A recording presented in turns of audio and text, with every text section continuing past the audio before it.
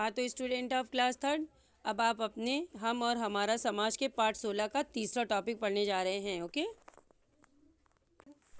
Topic 3 में सबसे पहले देखिए बच्चों, हमने बताया कि वैदिक काल में घरेलू सामान कैसा था। तो देखिए, घर की आवश्यकता के अनुसार यानी ज़रूरत के हिसाब से उनके घर के सारे सामान उनको मिल गए थे। ये लोग मिट्टी व धातु के बर्तन, चाकू, सुई, हसिया आदि का प्रयोग करते थे। लकड़ी के पलंग, बांस की कुर्सी आदि अनेक वस्तुएं भी घरों में थीं।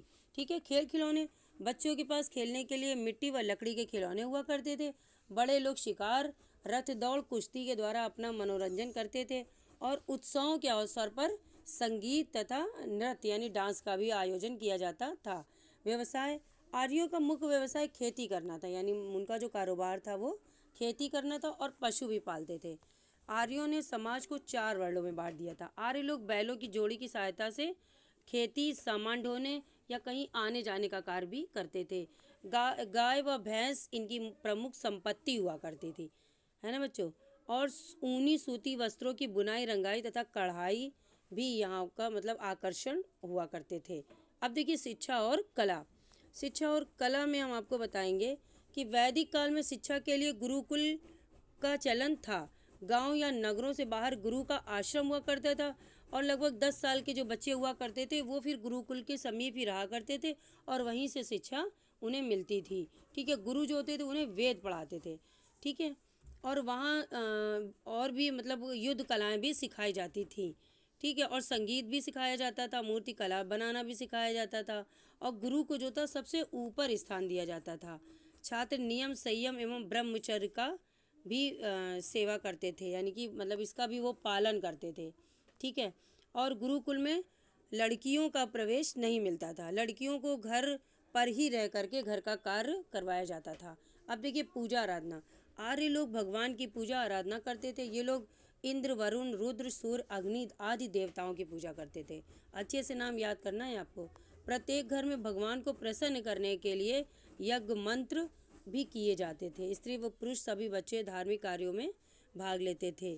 ठीक है बच्चों, और अब देखिए यहाँ पर क्या होता था, बलि भी चढ़ाई जाती थी और इस मतलब बलि चढ़ाई जाती थी, इसका भी यहाँ पर ये भी एक प्रथा थी वहाँ की। ठीक है, और अब देखिए मोहनजोदड़ो और वैदिक सभ्यता में क्या संबंध की मतलब इन दोनों में क्या संबंध था। मोहनजोदड़ो और वैदिक सभ्यता के अवशेषों का अध्ययन करने से पता चला है कि इन दोनों कालों में मानव संस्कृति व सभ्यता के क्षेत्रों में काफ़ी उन्नति कर चुका था। इसके साथ साथ मानव का जीवन सुखी और संतोषजनक, यानी अब जो लोग थे सुकून से रहने लगे थे। मानव जीवन को सरलता से चलाने के लिए अनेक साधन उपलब्ध थे। आपका टॉपिक 3 खत्म होता है बच्चों। अब मतलब आपको नोट्स दिखाने से पहले इसकी एक्सरसाइज करवाएंगे। अब हाँ देखिए बच्चों, आपकी एक्सरसाइज है। एक्सरसाइज में आपको खाली जगह भरनी है। खाली जगह में देखिए सबसे पहला है, मोहनजोदड़ो में सड़कें एक दूसरे को समकोण पर काटती थी। ठीक है, मोहनजोदड़ो सभ्यता के लोग हाथी दांत के बने आभूषण का प्रयोग करते थे। आर्य लोग समाज में लगभग कितने 5000 वर्ष पूर्व भारत में आए। ठीक है, 1000 पेज टर्न करिए। आर्य लोग भगवान को प्रसन्न करने के लिए यज्ञ किया करते थे।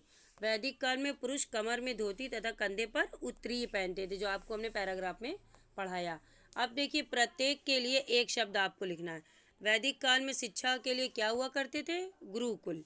ठीक है, वैदिक काल सभ्यता की पुस्तकों को क्या कहते हैं, वेद। ठीक है बच्चों, आर्य लोगों द्वारा बाएं कंधे के ऊपर से दाएं हाथ के नीचे जो पहना था उसे क्या कहते हैं, उत्तरीय।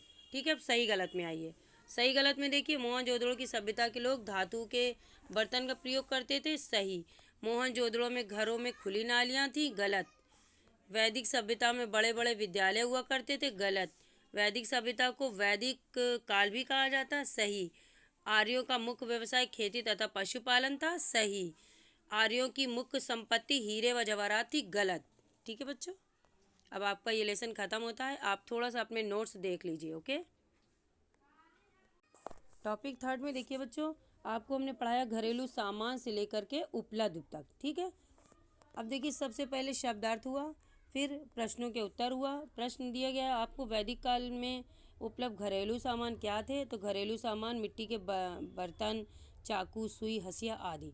आर्य लोग क्या व्यवसाय करते थे? आर्य लोग खेती तथा पशुपालन करते थे। पेज नंबर 5 पर आइए।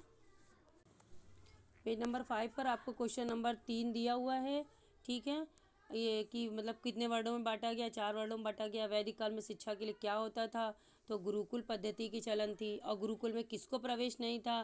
तो लड़कियों को प्रवेश नहीं था। और आर्य लोग किसकी पूजा करते थे? वरुण, सूर्य और अग्नि आदि की पूजा करते थे। आर्य लोग भगवान को प्रसन्न करने के लिए क्या करते थे? यज्ञ किया करते थे। आर्यों की मुख्य संपत्ति क्या थी? आर्यों की मुख्य संपत्ति गाय व भैंस थी। आपको दिए गए सारे प्रश्नों को बहुत अच्छे से याद करना है। आपका ये नया टॉपिक है, आपका पार्ट 16 ख़त्म होता है। साथ ही आपके SST का एनुअल कोर्स भी ख़त्म होता है। ओके।